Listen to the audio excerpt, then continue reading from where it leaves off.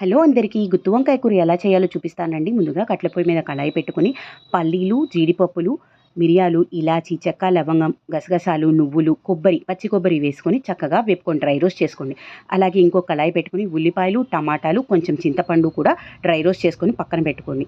ఇందులోనే పసుపు, ఉప్పు, కారం రుచికి సరిపడిన వేసుకొని చక్కగా మిక్సీ పట్టుకోండి. అలాగే వంకాయలు 4 చీలికలు చీల్చుకొని ఈ మిక్సీ పట్టిన మిశ్రమాన్ని అందులోకి కూర్చి చక్కగా మళ్ళీ కళాయి పొయ్యి మీద పెట్టి బాగా మగ్గనివ్వండి. ఇవి సగం మగ్గిన తర్వాత మనం మిక్సీ పట్టిన మిశ్రమాన్ని కూడా వేసేసి కొంచెం వాటర్ పోసేసి మూత పెట్టుకుని చక్కగా ఉప్పు సరిపోకపోతే కొంచెం ఉప్పు వేసుకుని అడ్జస్ట్ చేసుకొని చక్కగా మూత పెట్టి మగ్గనివ్వండి. ఇది కొంచెం మగ్గిన తర్వాత 2 చీలికలుగా చేసుకున్న పచ్చిమిరపకాయలు, కొత్తిమీర, కరివేపాకు కూడా వేసి ఇంకొక 5 నిమిషాలు బాగా మగ్గనివ్వాలి. ఈ కూర దగ్గరికి వచ్చేసితే మనకి నూనె పైకి తేలుతుందన్నమాట.